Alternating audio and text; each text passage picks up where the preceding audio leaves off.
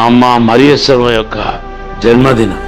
Course ఈరోజు మన దగ్గర లేదు, దేవుని దగ్గరికి వెళ్ళారు. కానీ నీతిమంతులు జ్ఞాపకం చేసుకోవటం దేవునికి నామానికి మహిమ, అది మనకు ఆశీర్వాదం కూడా. ఈ క్రమంలో మరి మా అమ్మగారిని జ్ఞాపకం చేస్తున్నాను.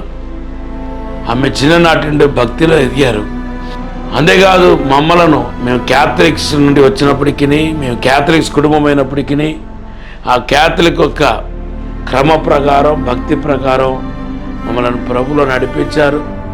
తర్వాత నేను రక్షించబడి సేవకు వచ్చిన తర్వాత నాతో దగ్గర 25 సంవత్సరాల పైపడిగా నాతో ఉన్నారు.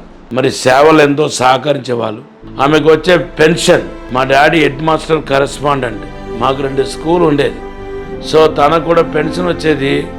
ఆ పెన్షన్ని ఇలాగ దేవుని సేవకి మాత్రమే ఖర్చు పెట్టేవాళ్ళు. చాలా ప్రేమ కలిగిన స్త్రీ.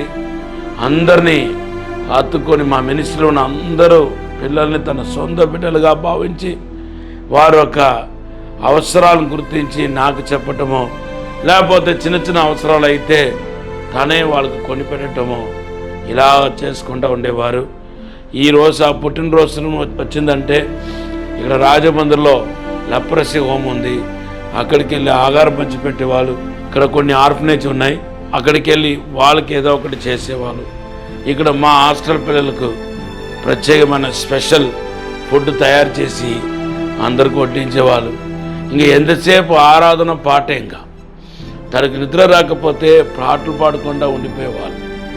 సో రోజుకు అప్పుడు మంచిగా ఆరోగ్యంగా ఉన్న దినాల్లో రోజుకు ఒక 100 పాటలైనా పాడేవాళ్ళు. ఆవిడ అలాగ పాడుతూనే ఉంటుంది కంటిన్యూగా. ఒకవేళ అలసిపోతే వెంటనే దేవుడి పాట వినేవారు. కానీ ఇంక రెండవది మాట ఏమి ఎత్తర మాట ఆమె నోటుండి ఇంకొక మాట వచ్చేది కాదు. ఇటువంటి మంచి తల్లి మా మధ్యలో లేకపోవటం నాకు స్పెషల్గా, నాకు దుఃఖంగా ఉన్నప్పటికీ ఆమె శ్రేష్టమైన మరి మంచి స్థానానికి వెళ్ళింది. మా కుటుంబం కోసం ప్రార్థన చేయండి. అమ్మా, వి మిస్ యూ.